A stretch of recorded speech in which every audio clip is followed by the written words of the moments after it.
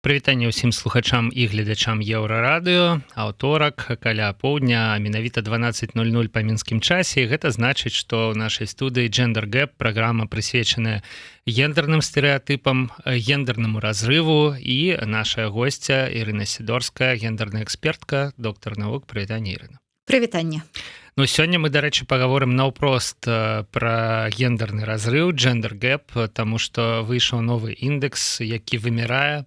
Нагадаю, дарэчы, вось тым, хто глядзіць нашу праграму, што яе назва яна не проста змяшчае словы там gender і gap, гэта такі ўстойлівы тэрмін, значэнне, якое азначае розніцу ў заробках паміж мужчынамі і жанчынамі, якая, ну вось так атрымліваецца, гістарычна склалася так, да, вось бачыш, што Ірына Владимировна усміхаецца, на карысць мужчын, вось чамусьці. Значыцца, я так думаю, што ў пераважнай большасці краіну, а можа быць і ва ўсіх, да, але ў рознай ступені. І вось месца Беларусі ў гэтым новым свежым рэйтынгу мы абмяркуем, але пачнем, я думаю, што з такіх больш палітычных падзеяў. На выходных Джо Байден, ну, як кажуць, не стаў сінімі пальцамі трымацца за ўладу, абвясціў, што ён не пойдзе на наступныя прэзідэнцкія выбары.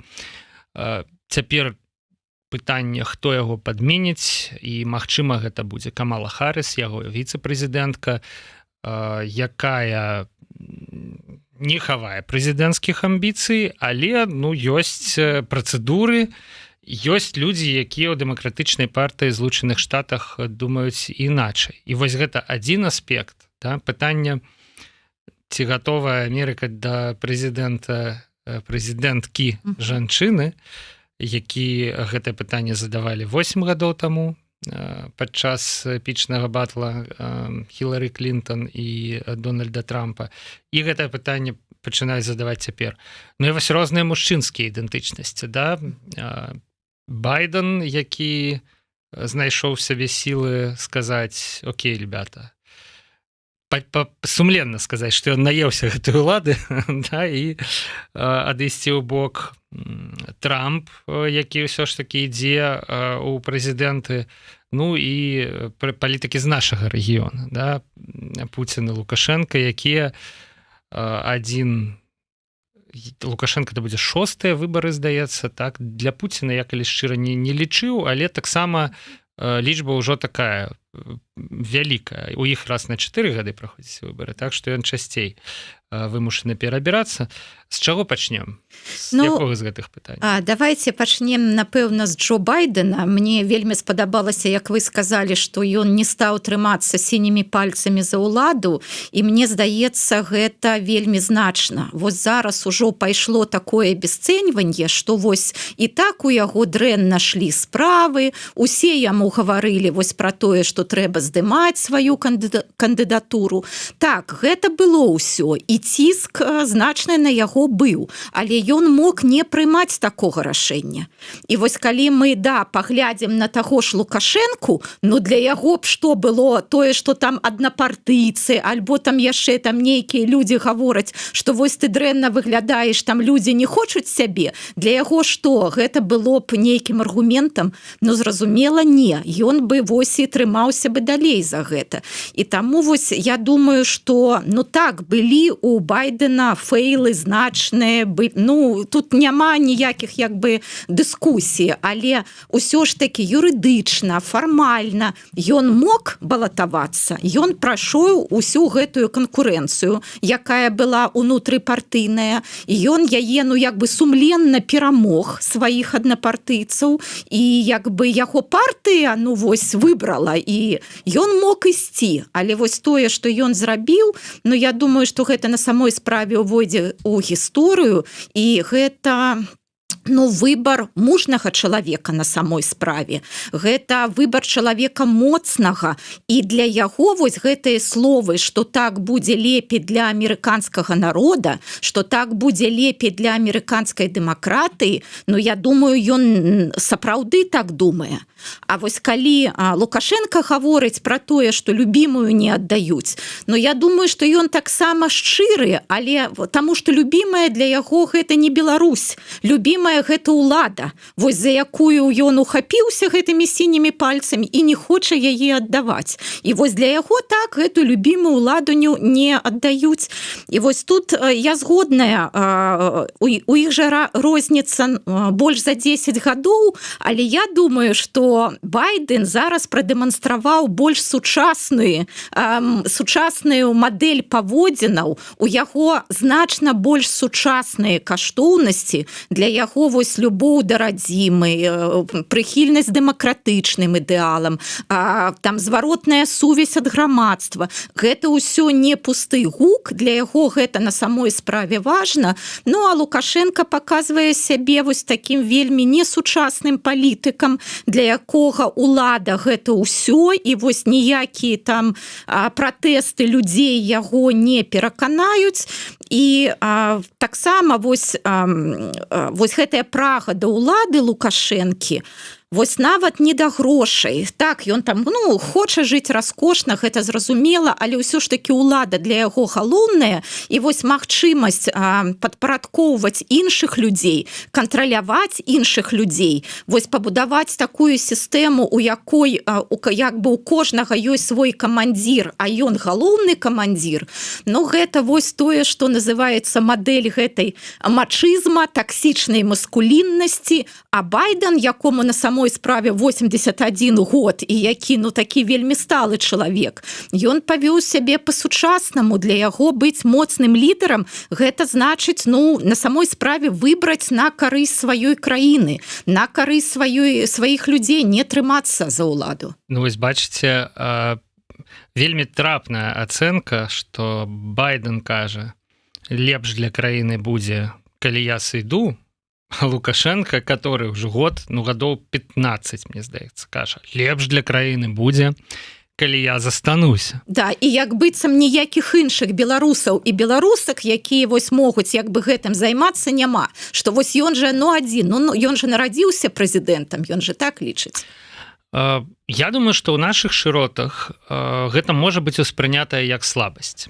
Вось такая пазіцыя, да? То бок, да, лепш будзе, калі ты сыдзеш, Байден. Ты все выйшаў менавіта пра гэта і гавару. У нас мужнасці ў гэтым учынку не пабачыць, мне здаецца. Гэта паказвае, значыць, якія каштоўнасці ў гэтых людзей і якія ў іх на самой справе мадэлі патэрны паводзінаў. Але гэта зусім не сучасна. Так, на самой справе мы ж не ведаем, вось калі б Байден бы застаўся.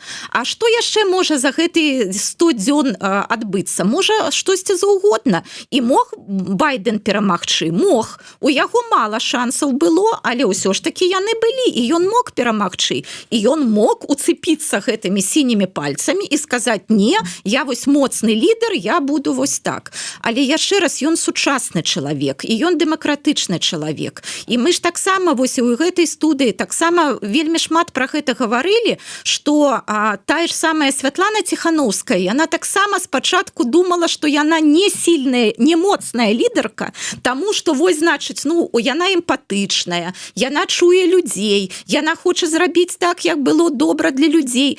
Але я думаю, што гэта і ёсць сучаснае разуменне моцнага лідара альбо моцнай лідаркі. Гэта людзі, за якімі на самой справе стаіць народ, за якім стаяць інтарэсы, патрэбнасці гэтых людзей. І гэтыя людзі, якія могуць прыняць такое вельмі няпростае рашэнне. Я на самой справе думаю, што гэта, напэўна, было адно з самых цяжкіх рашэнняў для Джо Байдена. Ён там 50 год у палітыцы, і ён на самой справе, аксакал, ён там патрыярх, у яго вельмі шмат як бы гэтых пераваг, плюсаў і гэтак далей. Але ён прыняў такое рашэнне. Вось яшчэ раз, бо ён думае пра краіну, пра народ і пра дэмакратыю. І ізноў я вось пра сваю гэтую тэму слабасці, і непаразумення. Мне здаецца, што вось 10 гадоў аддзяляюць нейкую палітычную самаўпэўненасць ад палітычнай мудрасці. Вось прыкладна такія лічбы мы атрымліваем. Вось калі у чалавека яшчэ няма абсалютна ніякіх сумневаў у тым, што ён мусіць быць на гэтым месцы. Вот ніхто іншы, вот толькі ён. і калі ўжо чалавек все ж таки прыходзіць да думкі, што ёсць больш маладыя, свет мяняецца там і гэтак далей. Вось мяркуючы па ўсім, у свеце палітыкі гэта адбываецца недзе паміж 70 і 80 гадамі, і, на жаль, нам яшчэ давядзецца пачакаць. І ўвогуле вось сумневы, да, у нас, у нашым грамадстве, гэта ізноў жа прыкмета слабасці. Ты сумнеешся у сабе, у сваіх здольнасцях, у сваіх магчымасцях, значыць, ты слабы чалавек, сыходзь, нельга дэманстраваць. А у развітых грамадствах ты ўвесь час сумнеешься, тому что ты бачыш... Для нармальнага чалавека норма сумнявацца. Таму што ты бачыш всю гэтую разнастайнасць магчымасцяў, варыянтаў. Ты бачыш, што так, ты цяпер вось на гэтым месцы, але на тваім месцы можа быць іншы, і гэта можа быць лепш. І ты тады, калі ты сапраўды любіш нешта большае, чым самога сябе, ты свае пазіцыі можаш ахвяраваць для развіцця справы, краіны і гэтак далей. Таму што ты сумнеешся, таму што ты бачыш гэтыя пазіцыі. Вось чаго няма ў нашай. Я не ведаю, чаму няма.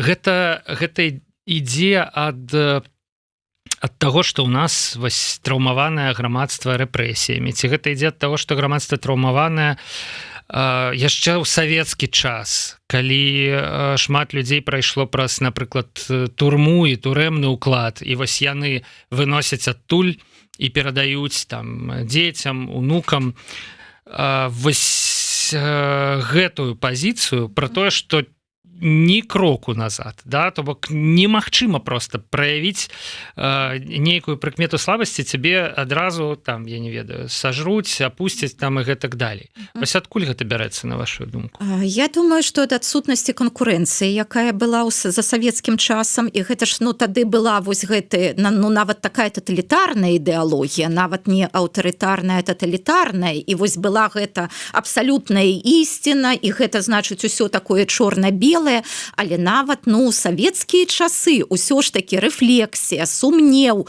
гэта ўсё было. Вось зараз я амаль згодная з усім тым, што вы гаварылі, але ўсё ж такі я не магу гэта распаўсюдзіць на ўсю Беларусь і на ўсіх беларусаў. Гэта тое, што ўлада хоча вось да нас данесці і сфармаваць такое грамадскае меркаванне, што вось моцны лідар, гэта лідар, які вось учапіўся і толькі нагамі наперад яго вынесуць. Але не ўсё грамадства так думае. Дакладна не ўсё. Праблема ў тым, што ва ўладу прарываюцца такія людзі вось такімі каштоўнасцямі. У 94-му, 96-м годзе тады грамадства было зусім іншае, і я увесь час думаю, вось зараз 30годдзе, як Лукашенко ва ўладзе, але я думаю, што калі беларусы выбралі яго, а не Кебіча, гэтым яны ўжо паказалі, што яны хочуць зусім іншае. Яны хочуць свабоды, яны хочуць дэмакратычных каштоўнасцяў. Але тады было такое грамадства, калі, канешне, папуліст лёгка перайграў усіх астатніх, а потым ён стварыў гэтую сістэму. І тут мы, канешне, вось зрабілі памылку. Але тое, што вось яшчэ раз беларусы выбралі яго, а не Кебіча, гэта ўжо паказвае, што беларусы не хочуць падпарадкоўвацца вось гэтай традыцыйнай уладзе. Яны хацелі чалавека з народа, такога, як яны самі. Падмануў гэты чалавек з народа, а потым не даў магчымасці выправіць гэтую памылку. І вось гэтыя ідэі, пра якія мы зараз гаварылі, ён і транслюе, і яго чыноўнікі транслююць, і ён выбудаваў такую сістэму, у якой вось менавіта такім павінен быць не толькі сапраўдны палітык, але і сапраўдны мужчына. І мы колькі тут гаварым пра гендерны гвалт, пра дамашні гвалт, а гэта ж тое ж самае. Значыць, вось есть гэты камандзір, якому ўсе падпарадкоўваюцца, а калі там не хочуць падпарадкоўвацца, тады ён, значыць, б'е, ён можа прымаць які заўгодна гвалт, бо ён галоўны, ён вось такі вялікі. Бачу учора, што ў нашым тэлеграм-канале іранізавалі пра тое, што на выбарчай улётцы Лукашэнкі 30 гадоў таму было напісана, што час скончыць эру 70гадовых палітыкаў у Беларусі. Тады яму было 39, праз месяц спаўнялася 40, цяпер праз 40 дзён яму спаўняецца 70, і сам Лукашенко фактычна вяртае ў Беларусь эру 70гадовых палітыкаў, з якой ён так паспяхова змагаўся, і уласна на гэтым змаганні ён въехал на Карла Маркса там в эту резиденцию, да, пасля ў палац незалежнасці. І гэта, мне здаецца, гучыць пацвярджэннем того, што цяпер сказала Ірына Сідорская, што ён абяцаў і атаясамліваў іншае. Зусім. Ён не атаясамліваў эру 70гадовых палітыкаў. Ён сам пра гэта пісаў на сваіх улётках выбарчых. А цяпер ён менавіта той 70гадовы палітык, які і я думаю, што шмат 70гадовых беларусаў значна больш сучасныя, значна больш прасунутыя, значна больш рэфлексіўныя, чым ён. Бо ён, можна быць і ў 70 гадоў, але быць сучасным чалавекам. Вось яшчэ раз, Джо Байден у 81 год прадэманстраваў вельмі такую сучасную мадэль паводзінаў. Але Лукашенко ён ніколі не рэфлексаваў, ён упэўнены ў сабе, у сваіх вось гэтых прынцыпах, ён думае, што так працуе свет, і ён супраціўляецца таму, што супраціўляецца новаму. Мы ж гэта і гаварым, чаму вось у рэжыма нет ніякага бачання будучыні, таму што якая будучыня? Вярнуць тое, што было раней. Таму вось гэтыя традыцыйныя каштоўнасці, там усё іншае. Вось вернемся ў Савецкі Саюз, вось там вялікая адчынная вайна, вось тады быў час, а як бы для іх сучасны свет ён незразумелы, ён небяспечны, яны не разумеюць, як тут што трэба рабіць, і яны на самой справе не здольныя быць як бы паспяховымі ў сучасным свеце. Ну вось, давайте падсумуем. 81гадовы Байден атаясамлівае у палітыцы гнуткасць, рэфлексіўнасць, здольнасць змяняцца, здольнасць разуменне слухаць свой народ, сваіх там сваі мэтавыя аўдыторыі. Да, служыць не сабе ў першую чаргу, а агульнай справе нейкай. І сыходзіць з таго, што для гэтай агульнай справы будзе лепш. Амаль 70гадовы Лукашенко гэта нейкі антыпод. Да, то бок чалавек, які проста жыве ў безальтэрнатыўным свеце і навязвае яго. Вось так трэба. І іншых варыянтаў няма. Калі вы згодныя, тады я буду для вас добрым патрыярхам, тады буду бацькай. А калі вы я вось яшчэ хацела сказаць, глядзіце, акрамя вось гэтай прагі да ўлады, гэта ж яшчэ што? Не толькі жорсткасць, а нават бязлітаснасць да апанентаў. І гэта датычыць не толькі там Віктара Бабарыку альбо Сергея Ціханаўскага. Гэта датычыць вось звычайных беларусаў, якія сказалі: не, нам хопіць, мы хацім іншых людзей. І наколькі ў 24-м годзе ён бязлітасна сябе паводзіць у адносінах да звычайных беларусаў і беларусак. Кожны дзень у нас навіны. Ну да, сёння увогуле фантастычны прыклад бесчалавечнасці. Гэта калі да бацькоў вядоўцаў зеркала ў тыктоку прыйшлі там з піратрусамі, прымусілі іх запісваць нейкія відэа, то бок ужо караюць бацькоў за дзяцей. Такога, мне здаецца, не тое, што ў дэмакратычных краінах, такого, мне здаецца, нават у Савецкім Саюзе. Былі вось гэтыя, наадварот было. Дзяцей каралі за бацькоў, да? Былі дзеці ворагаў народа, і гэта адна з самых горшых практык таталітарнага грамадства. Гэта тое, за што проста сорамна, гэта невытлумачальна, да? І гэтую практыку яе паўтарае сёння беларускі рэжым. Гэта было лірычнае адступленне, да? Не гендернае, але тым не менш. Усё да гэтага падыходзіць. І вось гэтая з аднаго боку прага да ўлады, а з іншага боку бязлітаснасць вось не толькі нават да апанентаў, а вось да звычайных людзей, якія хочуць іншага. Так, гэта две мадэлі. І яшчэ тут і пра Трампа мне, я думаю, трэба сказаць. Ён же таксама, вось я думала, што Байден як бы сучасную мадэль паказаў. Лукашенко заўсёды вельмі такі традыцыяналіст, не сучасны чалавек, а Трамп, я думаю, ён такі псеўдасучасны. Ён як быццам, вось такі, як бы жыве ў нашым часе, але яго каштоўнасці, яго мадэлі паводзінаў таксама вельмі несучасныя. Яны як бы у адзежы вось гэтых сучасных, але на самой справе не. Вось нават гэта там зробім Амерыку зноў вялікай. Гэта зусім зараз не як бы папулярны лозунг, ён хутчэй аналогіі з той же самай России, якая вось можам паўтарыць, якая, ну кто у нас засталіся вялікія дзяржавы, вось толькі Россия, якая там з вялікая руская літаратура, вялікая там расійская, вялікая Россия, гэтак далей, і Америка. А для чаго быць вялікай дзяржавай? Ну будь моцнай, будь, я не ведаю, там добрай, гасціннай дзяржавай. Вось упэўнена для Байдена гэта ну не было б лозунгам, альбо там для іншых людзей. Для Трампа гэта застаецца, і таксама першая яго рэакцыя, калі вось Байден гэта сказаў, гэта ну таксама, што гэта вось горшы прэзідэнт у гісторыі. Ну як так можна? Ты абесцэніў, ты, ну, можна сказаць, што калі людзі штосьці гавораць, яны ж гавораць перш за ўсё пра сябе. Можа, яны там гавораць пра іншага, але яны паказваюць, якія яны самі. І Трамп тут сябе паказаў, і я бачу, што яго рыторыка, калі вось раней яна была там, ну я б сказала бы, некарэктная, непаважная. Зараз гэта, ну, не ведаю, ўжо блізка да мукавозчыка, да заронка і гэтак далей. Ён вось так сябе дазваляе гаварыць пра сваіх палітычных праціўнікаў. Гэта было ў Твітары. А Твітар гэта вядомая сацыяльная сетка, дзе як это не цырымоніцца, да? Ну, выразаў не выбіраюць, у прынцыпе. Ну, можна ж было сказаць, так, добра, спадар Байден паступіў правільна, ён зразумеў, што вось так трэба, але вось так гаварыць, ну, мне здаецца, ну, гэта хамства рэальнае, і вось гэта таксама абесцэньванне. Вось я думаю, вось мы гаворым сёння пра каштоўнасці, вось з аднаго боку дэмакратыя гэта заўсёды інстытуты, якія не дазваляюць вось гэтаму прэзідэнту ну затрымацца там больш чым на 2 срокі. Але ўсё ж такі гэта і асоба чалавека, які вось прэзідэнт альбо прэзідэнтка.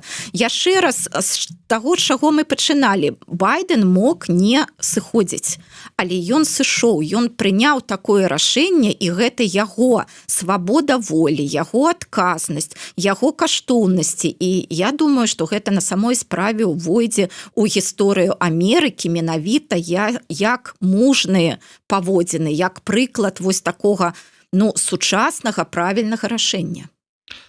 Я хочу сказаць, што направду гэтая рэакцыя Трампа, і гэта цікавы момант, яна не была арыгінальная. У 2016 годзе Трамп назваў Барака Обаму горшым прэзідэнтам США. То бок для Трампа гэта просто нармальна, нейкі дзяжурны твіт ну, такі. Можа нармальна, ну кантэкст усё ж такі розны, я бы пра гэта сказала. Усё ж такі Барак Обама быў тады ну значна больш маладым чалавекам, у яго не было досведа такога, як у Трампа. Трамп гэта, ну не ведаю там, отец-основатель. Ён больш за 50 год у палітыцы.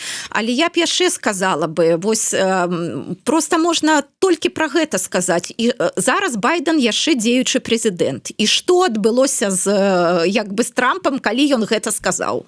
Нічога не адбылося. Да, ніхто не прыйшоў к таго, каб сказаў, што ён абразіў дзеючага прэзідэнта, ён там распальваў сацыяльную варожасць, а можа там у яго не ўсё добра з падаткамі, можа ён там падаткі не плаціў і гэтак далей. Вось аднаго гэтага факта, мне здаецца, ну дастаткова, каб паказаць розніцу паміж сапраўды дэмакратычным грамадствам і аўтарытарным грамадствам. Ну, але мне здаецца, што розніца паміж Трампам і Лукашэнкам таксама ёсць. То бок калі іх паставіць побач, мне здаецца, што розніца будзе добра заўважная. Але давайте рухацца далей. Дарэчы, у нас засталіся па-ранейшаму 2 тэмы, і вось ужо калі мы пра США і пра прэзідэнцтва, давайте пагаворым пра Хілары Клінтон і Камалу Харріс. Тады атрымліваецца 8 гадоў таму Амерыка прэзідэнтку жанчыну не прыняла. Але ёсць вялікая розніца, мне здаецца, паміж гэтымі 2 кандыдаткамі. Хілары яна была дзяржсакратаром, ну у яе бэкграундзе, да, гэта таксама такая сур'ёзная вельмі пасада, але Камала была генеральным прокурорам. І гэта нашмат больш экзекютив, да? Гэта нашмат больш такая брудная да зямлі, бліжэйшая пасада, да? Вот праца рукамі, умоўна кажучы. І гэты розны бэкграунд, ён, у прынцыпе, робіць гэтых кандыдатак ну нават даволі складана параўнальнымі, на маю думку, да? Што вось думаеце вы? Згодная з вами, а я б яшчэ бы успомніла, што Хіларі Клінтон балатавалася на прэзідэнта ў 2008 годзе і прайграла Бараку Абаме. І гэта таксама вельмі для мяне паказальна, што, глядзіце, у 2008 годзе Амерыка не была гатовая прыняць белую жанчыну, але прыняла не белага мужчыну кандыдата. У Амерыкі вось гэтыя два крытэрыя вельмі важныя. На першым месцы, канешне, гендер, але на другім месцы гэта расавая прыналежнасць і менавіта вот цвет, колер скуры, гэта вельмі важна, гэта на самой, ну, я сказала два крытэрыя, гэта две вельмі вялікіх праблемы для Амерыкі, і гэта вось адна на першым месцы, другая на другім месцы, і так на самой справе, што вось тады цёмнаскуры прэзідэнт быў магчымы для Амерыкі, але вось белая жанчына не прайшла. Але я згодная з вами, па-першае, вельмі шмат што змянілася за гэтыя годы, і з 2008 і з 2016 годам. Я думаю, што вось ідэальных кандыдатаў ўсё ж такі не бывае, альбо бывае ідэальны кандыдат пад ідэальны кантэкст, пад ідэальную сітуацыю. Вось тады была іншая сітуацыя, прайшлі іншыя людзі. А зараз, ну, і бачнасць жанчын, і як бы роля жанчын, ну, зусім іншая. Я думаю, прагрэс тут ёсць. Ёсць разніца і паміж кандыдаткамі, я згодная з вами. Хіларі Клінтон больш усё ж таки, я думаю, высабляла істэблішмент. Яна была такой, ну вось, як бы, вось прадстаўніцай істэблішмента. А як бы ўсё ж такі амерыканцы тут таксама хочуць больш людзей з народу.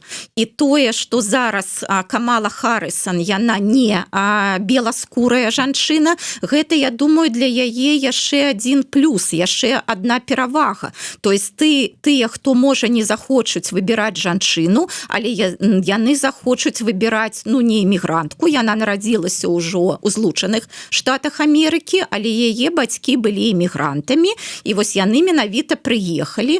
Ну, тут я б таксама бы некалькі бы фактаў сказала, я не ўпэўнена, што ўсе гэта ведаюць. Камілі Харріс зараз 59 гадоў, яна, да, нарадзілася ў Злучаных Штатах, яе маці з Індыі, а бацька з Ямайкі, і яны прыехалі сюды вучыцца. Яны, між іншым, тут таксама трэба сказаць, яны зусім не з нейкіх там Гарлемаў і гэтак далей. Яны былі досыць такія, ну, належалі, можна сказаць, да эліты ў сваіх краінах, і яе маці вось прыехала сюды паступаць ва універсітэт, а бацька прыехаў пісаць PhD, пісаць дысертацыю, і яны былі потым вельмі такімі паспяховымі навукоўцамі, яны, ну, як бы вельмі добрую кар'еру зрабілі. Я маю на ўвазе, што яны былі ўжо, як бы, ну, яны шмат што далі сваім двум дачкам, і вось Камала старэйшая дачка.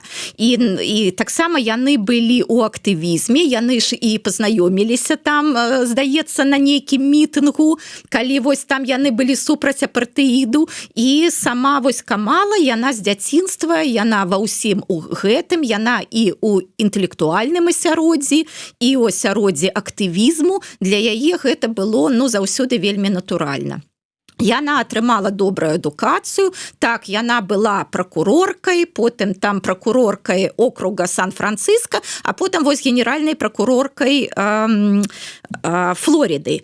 І так, я згодная, што гэта праца рукамі, і гэта такая... Гэта сілавая. Вось я нешта вылецела гэтае слово, выцеснілась значит, са свядомасці ў звязку з беларускімі падзеямі, да? Ну, але гэта рэальна сілавая пасада. І гэта на самой справе, ну, такая брудная праца. Тут трэба, як бы, з аднаго боку, ну, гэта нават там ёй ставіць, гэта можна разглядаць як перавагу, там з аднаго боку, а з іншага боку гэта можна сказаць, ну, што яна там не зусім левая, не зусім там яна лібертарыянка, бо вось яна працавала шмат гадоў пракурорам, і яна, ну, як бы, шмат розных спраў вяла. Але так, яна вось вельмі паспяхова была. У 2016 годзе яна стала сенатаркай, а гэта таксама вось цікава, гэта год, калі выйграў Трамп, і зразумела, што тады сенатарамі прасцей было станавіцца рэспубліканцам. А яна стала сенатаркай менавіта менавіта ад дэмакратычнай партыі, і гэта паказвае, ну, што вось як бы яе перавагі. Ну, і тое, што яна працавала віцэ-прэзідэнткай і працуе зараз віцэ-прэзідэнткай, гэта таксама вось гавораць пра тое, што я як бы, што яна там нібыта ў ціні Байдена, альбо там вось у яе таксама былі там нейкія праблемы, але тут трэба мець на ўвазе, што такая праца віцэ-прэзідэнткі. Бо, канешне, Байден, ён вось на сустрэчах, на экранах, ён там, дзе там перамогі, дзе там прынятыя правільныя рашэнні, а яна выконвае вось, па-першае, вельмі такія сістэмныя праекты, дзе не можа быць вось адразу гэтай аддачы, нельга адразу сказаць, вось паглядзіце, як добра мы папрацавалі, а па-другое, ну, яна выконвала і тую працу, ну, якая як бы была такая супярэчная, на якую людзі так не заўсёды добрая рэакцыя на гэта было і гэтак далей. Таму яе была, ну, я б сказала бы, не вельмі ўдзячная, не вельмі такая публічна камфортная пасада, вось якую яна займае, але у яе вельмі добры досвед, у яе яна вельмі адукаваная, і вось тое, што і яна ж таксама вось балатавалася, у яе там не ўсё атрымлівалася, але гэта таксама досвед, і калі вось там, ну, яна штосьці рабіла раней неправільна, то потым яна зразумела, як гэта рабіць, і вось зараз гэта будзе, ну, безумоўна, яе перавагай. Я хотел сказать, что она нават поспела побыть президенткой 1,5 гадзіны, калі Джо Байден под наркозом лежаў, такі закон, что віцэ-прэзідэнтка выконвае яго функцыі. Вось, і такі досвед у яе таксама ёсць, да? Вось, і окей, вось тое, што яна не зусім левая, да? Не такая левая, як умоўна левая, да? Гэта сёння на карысць сітуацыі ці не? Ну, то бок, вось, я яшчэ дагавару, да? Цікава, што вы згадалі пра гэтыя кантрасты, і ў 8-м годзе я згадаў пра 16-й год, да? І цяпер кантраст дасягнуў максімальнага ўзроўню. Трамп, які атаясамлівае эстэблішмент, белы цысгендерны мужчына, мільярдэр і гэтак далей, ну, мы яшчэ не ведаем, да? З'езд дэмакратычнай партыі будзе ў канцы жніўня, калі будзе канчаткова вылучаны кандыдат. Але тым не менш, ну, на дадзены момант... Яе ўжо патрымалі столькі, сколькі патрэбна, да. Яна ўжо можа вылучацца. Да, і, адпаведна, гэта цяпер цемнаскурая дачка эмігрантаў, жанчына, якая шла знізу, у Трампа, мне здаецца, дарэчы, бацька, так, ну, то бок у яго бізнес-сям'я, да, ён як бы залаты мальчык у розных сэнсах, што абсалютна не дрэнна, але гэта іншы шлях, да, то бок, каб падкрэсліць кантрасты, да, і вось гэты максімальны кантраст паміж двума кандыдатамі. Гэта вось, магчыма, тая стаўка, на якую ставяць дэмакраты, да, але вось тое, што яна не такая, ну, вот нават з гендернага гледзяшча, да, можа быць не такая левая, не ў гэтым парадку дня, не ў гэтай павесцы, да, ці можа згуляць гэта супраць яе, ці можа гэта пазбавіць яе падтрымцы у тым ліку жанчын, бо мне здаецца, што у гэтай сітуацыі жанчыны, якія галасуюць у Злучаных Штатах, яны, у прынцыпе, мусяць падтрымаць больш сваю, да, то бок жанчыну. Ну, яна заўсёды была ёсць, яна падтрымлівае магчымасць абортаў для жанчын, яна падтрымлівае правы ЛГБТ людзей, таму яна наогул, яна дэмакратычная кандыдатка, таму як бы яна... Але тое, што яна як бы, ну, не зусім левая, вось з чаго вы пачалі, я думаю, што гэта перавага дакладна. І вось я думаю, што яна ў яе місіі, якія словы яна сказала, калі яна сказала, што яна будзе вылучацца. Яна ж сказала, што так, я буду балатавацца, каб аб'яднаць дэмакратычную партыю, каб аб'яднаць амерыканскі народ і каб перамагчы Трампа. І вось мне здаецца, вось, ну, чаму я і назвала гэта місія, я вось яна адказала на пытанне, чаму яна будзе балатавацца. Не для таго, як бы, ну, самой там штосьці там заняць, альбо там не для чагосьці іншага, а аб'яднаць. Праблема Амерыкі на самой справе галоўная ў тым, што яна вельмі палярызаваная зараз. І вось кандыдат, які можа аб'яднаць краіну, ну гэта і ёсць, напэўна, ідэальны кандыдат, які можа быць.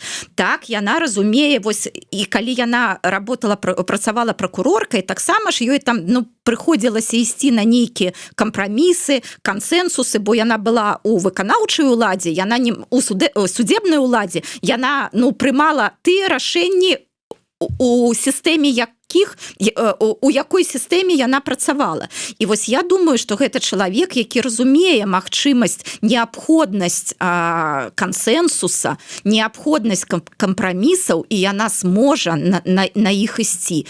І вось яна будзе кандыдатам, які, ну, на самой справе можа аб'яднаць Амерыку. І гэта самае галоўнае. Ну і скажу шчыра, для мяне любы кандыдат, які был бы перамог Трампа, гэта ўжо добры кандыдат, а калі гэта кандыдатка, ну, так гэта супер, гэта, я думаю, вельмі як бы добрая сітуацыя. І Байден, калі рэкамендаваў яе, ён таксама думаў, я думаю, ён раіўся са сваімі там, са сваёй камандай, і яны прыйшлі да вось такога рашэння, што лепей гэта будзе Камала. Ну, цікава, вось я думаю, у кантэксце Беларусі таксама нам патрэбны нехта сярэдні, хто б атаясамліваў аб'яднанне, бо вы сказалі, што США палярызаваная, Беларусь таксама дужа палярызаваная краіна сёння. Нават, я думаю, нашмат больш, чым США, то бок нашыя палюсы, яны проста разведзеныя на неверагодную адлегласць. І наступны нейкі кандыдат, то бок наступны палітык, які меў бы рэальныя шансы на поспех, гэта той, хто зможа нейкім чынам аб'яднаць, быць і тым, да, і неблагім і для там тых, і для гэтых. Чалавек, які будзе разумець, што трэба ісці на кампрамісы, што трэба ўсталёўваць кансэнсус, і што ўсе беларусы гэта беларусы, што сярод іх няма ворагаў, няма вось тых, якіх трэба выгнаць за, значыць, межы краіны, а што гэта ўсё беларусы і беларускі, і нам усім трэба паразумецца. Так, я думаю, для нас гэта таксама вельмі важна, але я б вось, вяртаючыся да Амерыкі, я думаю, што там вельмі таксама з гэтым вялікія праблемы, і для шмат каго Трамп, ну гэта не тое, што вось там дурны сон, гэта наогул, ну як бы, ну, на самой справе Амерыка таксама вельмі палярызавана. І вось калі ўжо гаварыць, да нас бліжэй, усё ж такі яшчэ трэба сказаць, вось чаму вось я сказала, што як бы той чалавек, які пераможа Трампа, гэта ўжо добра. Гэта стаўленне да Ўкраіны, да вайны ва Ўкраіне. То есть тое, што робіць у апошнія, асабліва ў апошнія там дні, тыдні Трамп наконт Украіны, ну гэта вось, ну гэта немагчыма, гэта можа прывесці, я не ведаю да чаго. А Камала Харрісон, яна заўсёды, ну яна не толькі ў рыторыцы, але яна на самой справе падтрымлівае Украіну, яна будзе падтрымліваць, ну і дэмакратычная партыя заўсёды падтрымлівае у тым ліку ваенную дапамогу Украіне. А Трамп, ён жа сказаў, што гэта праблемы там за акіянам, вы там разбіраецеся, хай гэта Еўросаюз з гэтым разбіраецца, гэта не праблемы Амерыкі, вось, значыць, рабіце там што хаціце самі, і нават з гэтага пункту гледжання, ну, зразумела, што тое, што адбываецца ва Ўкраіне, вельмі звязана з тым, што адбываецца і можа адбыцца ў Беларусі, таму для нас гэта актуальна і з гэтага боку. Ну, вось вы, канешне, вельмі суб'ектыўна разважаеце пра гэта. Все ж таки трэба тут ураўнаважыць і сказаць, што шмат для каго Трамп гэта ідэальны палітык у Амерыцы. Да, то бок калі мы кажам про тое, што для адных Я выбаршчыкаў про ён гэта і гаварыла, як гэта страшны вельмі сон, такая да, палярызаваная краіна. то для так? іншых все ж Так, таки ён безумоўна. атасамлівае якраз такі прагрэс і поспех. Вось. Ну тут мы неяк падсумавалі, таксама мне здаецца, і трэба пераходзіць да апошняй нашай тэмы. Вось вы сказалі, што беларусы розныя. І я сказаў, што беларусы розныя, і гэта праяўляецца абсалютна рознымі спосабамі, у тым ліку у заробках паміж мужчынамі і жанчынамі. Якая зараз сітуацыя? Я так разумею, што год прайшоў, і з апісання, якое вы мне даслалі, Беларусь істотна страціла Так. у гэтым індексе раўнавагі паміж мужчынамі і жанчынамі. То бок дысбаланс павысіўся. Так, значит, гэта гендер-гэп, гэта сусветны эканамічны форум раз на год робіць вось такі рэйтынг, там больш за 200 краін, і вось зусім нядаўна за 2024 год такі рэйтынг выйшаў, і Беларусь там на 55-м месцы. Ніколі ў жыцці Беларусь на 55-м месцы не была. Мы пачыналі, здаецца, з 2014 года там удзельнічаць, было там штосьці 32-е месца, вось так, было 28-е, 29-е і гэтак далей. У мінулым годзе было 41-е, у гэтым 55-е. І вось калі мы думаем, што ну калі сярод там 200 краін, так можа 55-е гэта і не вельмі дрэнна, то гэта не зусім так, бо апошнія гады ідзе такая выразная адмоўная дынаміка. Мы спускаемся і спускаемся. І вось вы сказалі, што гэта гендер-гэп, гэта розніца ў заробках паміж мужчынамі і жанчынамі. Гэта ў вузкім сэнсе. Вось гендер-гэп гэта менавіта разніца ў заробках у мужчын і жанчын у адной краіне, якія працуюць у адной сферы, нават там у адной арганізацыі, на адной пасадзе і гэтак далей. Але гендер-гэп гэта можна і больш шырокім, у шырокім значэнні гэтага слова. Гэта любы разрыў паміж магчымасцямі мужчын і жанчын. І вось па гэтаму не толькі грашоваму, але такому наогул разрыву паміж магчымасцямі беларускіх мужчын і беларускіх жанчын, Беларусь зараз займае 55-е месца. А на першых месцах традыцыйна краіны, у якіх усё добра з гендернай роўнасцю. Ну, з нашага пункту гледжання яны лічаць, што ў іх таксама яшчэ няма ніякай гендернай роўнасці, але гэта Ісландыя, гэта Нарвегія, гэта Фінляндія, Новая Зеландыя, Швецыя. Вось краіны, у якіх як бы на самой справе ўсё добра.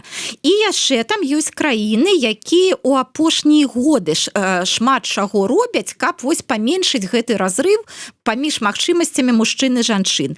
Ну вось, напрыклад, там ёсць Нікарагуа, там ёсць Намібія у першай дзесятцы. Канешне, гэтыя краіны зараз не назавеш краінамі для жыцця жанчын, але там шмат намаганняў дзяржава прыкладае, каб, значыць, паменшыць гэты разрыў. Вось яшчэ што цікава, значыць, вось гэта 55-е месца, гэта агульнае, а там ёсць 4 паказчыкі.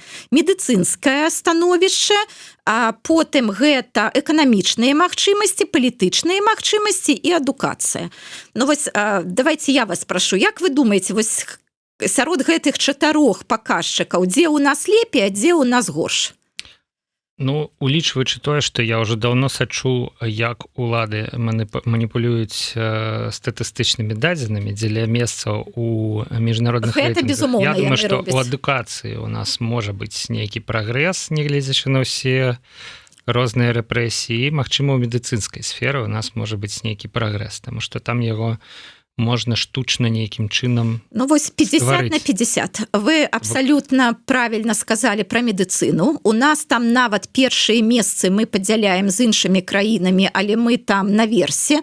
Ну таму што у нас як бы ёсць вось сістэма медычнай дапамогі ў перыяд цяжарнасці родаў. У нас, дзякуй Богу, вельмі малая смяротнасць сярод цяжарных жанчын, сярод немаўлят. сярод дзяцей до 5 гадоў. Ну у нас наогул нараджаецца зараз мала дзяцей, у нас свабодна можна зрабіць аборт, таму у тым ліку як бы у нас вось ёсць гэтая сістэма койка-месцаў. Беларусь даволі аднародная краіна, няма такой розніцы паміж вось сялом і горадам, і там жанчына з сяла, там яе там і ў Мінск могуць палажыць у там бальніцу і гэтак далей, таму па медыцыне у нас добра. А вось па адукацыі у нас найгоршы паказчык. 109 месца. 109 месца, і вось таксама гэта шмат у каго вызывае як бы здзіўленне. У нас досыць добра ўсё сярэдняй адукацыі, бо ну ёсць жа краіны, у якіх там ну, напрыклад, Афганістан альбо штосьці іншае, дзе дзяўчынкі могуць атрымаць толькі там вось гэтую пачатковую адукацыю. Усё у нас таксама, дзякуй Богу, не так. У нас сярэдняя адукацыя, ўсё добра, але у нас на ўзроўні універсітэцкай адукацыі, но па-першае, у гэтыя сілавыя вузы у нас ёсць розныя конкурсы для афіцыяльна розныя конкурсы для мужчын і жанчын, для хлопцаў і дзяўчат, розныя прахадныя балы. Таксама яны для дзяўчат значна больш вялікія, чым для хлапцоў. І у нас нічога не робіцца, каб, значыць, матываваць дзяўчат паступаць на вось гэтыя спецыяльнасці STEP. Гэта матэматыка, фізіка, біялогія, хімія і гэтак далей. І у нас атрымліваецца, што хаця як бы шмат маладых беларусаў і беларусак паступаюць у ВНУ, і нават беларусак больш, чым беларусаў, не будзем ужо тут гаварыць пра армію, якая таксама з'яўляецца як бы стымулам, каб паступаць, але хлопцы паступаюць на STEM спецыяльнасці, а дзяўчаты ідуць у сацыяльна-гуманітарную сферу. І гэта, ну, як бы, гэта ўжо закладаюцца нераўныя магчымасці, і дзяржава вось не робіць нейкіх захадаў, каб заахвоціць дзяўчат паступаць на STEP, і гэта як бы дрэнна. Ну і вось пра што я не ўгадаў, гэта цікавае вельмі 6е месца па эканамічны ўдзел і магчымасці. Тут, магчыма, я вось падумаў, чым гэта вытлумачыць, магчыма, гэта звязана таксама з пэўнымі маніпуляцыямі, з праграмамі заахвочання жанчын іх удзелу ў прадпрымальніцкай дзейнасці, вось гэта, да? Але ўсё ж такі я гэтае 6е месца Беларусі ў эканамічным блоку, эканамічным паказчыку неяк не разумею. Давайте я патлумачу. Тут на самой справе тое, што гэта толькі фармальныя паказчыкі, я з вами цалкам згодная. На самой справе, а як тады вось параўнаць, ну не ведаю, Нарвегію, Беларусь і Намібію, калі, значыць, вось углубляцца і глядзець, а як гэта працуе ў рэальнасці. Тады мы наогул не зможам гэта параўняць, таму гэта так, гэта вось фармальныя паказчыкі, каб там якаснае даследаванне правадзіць, гэта зусім іншае, але таксама у нас што ёсць? У нас жанчыны вельмі плотна занятыя ў эканоміцы, больш, чым мужчыны. Гэта не значыць, што мужчыны ляжаць і адпачываюць, але мужчыны вельмі шмат заняты ў серай эканоміцы, у шэрай эканоміцы, а жанчыны перш за ўсё у празрыстай. І у нас такая карціна вельмі незвыклая для ўсіх стран, для ўсіх краін, што сярод працоўнага насельніцтва у нас жанчын больш, чым мужчын. Як бы гэта, ну, мала дзе. Ну, Таму што а у нас як можна пражыць на адну заработную плату. Гэта не таму, што там вось жанчыны вельмі хочуць працаваць, не хочуць там займацца сям'ёй альбо там нейкім валантэрствам і гэтак далей, таму што яны вымушаны працаваць. Ну или вось, напрыклад, сярод беспрацоўных таксама у нас жанчын менш, чым мужчын. Гэта таксама нонсенс вось для сусветных паказчыкаў, але зразумела чаму, бо жанчыны яны калі шукаюць прафесію, яны згодныя з паніжэннем. Ну вось, напрыклад, была настаўніца, а ёсць вакансія ў магазине, яна пойдзе працаваць у магазин. І як бы вось гэтым праблема снімаецца. Таму на самой справе там шмат чаго, але ёсць паказчыкі, па якім Беларусь, ну вось так у пачатку менавіта ў эканамічным. Д'ябал у нюансах, як кажуць. Ну і не гледзячы на ўсе высілкі Натальі Івановны Качанавай, 97-е месца ў рэйтынгу палітычных паляпшэнняў. тут не атрымалася Да. нават фармальна. Нават што ў нас 27% здаецца жанчын сярод парламентарыяў, і гэта як бы добры паказчык. Ніхто ж не ведае, што на самой справе гэта не абраныя жанчыны, а гэта прызначаныя як жанчыны, так і мужчыны, бо Лукашенко сказаў, што трэба, каб былі. Але гэта паказвае, што на самой справе парламент нічога не вырашае, бо жанчын няма сярод выканаўчай улады. Вось на ўзроўні прэм'ер-міністра, віцэ-прэм'ераў, там тых, хто узначальвае райисполком, буйныя прадпрыемствы і гэтак далей. У нас жанчыны, калі кіруюць, то яны кіруюць маленькімі прадпрыемствамі, у жаночых сферах яны кіруюць жанчынамі на нізшых узроўнях і гэтак далей. Вось усё гэта як бы ў гэтым рэйтынгу ёсць. Вось, сябры, разабралі нават джендер-гэп у джендер-гэпе, і мне здаецца, што на гэтым мы можам сёння завяршыць наш стрым. Вельмі насычаны, вельмі палітычны, можа быць нават недзе кантраверсійны, але тым не менш усё па справе. Гендерная даследчыца і кандыдат доктарка навук Ірына Сідорская была ў нашай студыі. У наступны аўторак, спадзяюся, пабачымся наступны раз. А цяпер развітваемся. Да пабачэння, Ірына Владзіміровна. Да пабачэння. Да пабачэння, шаноўныя слухачы і гледачы.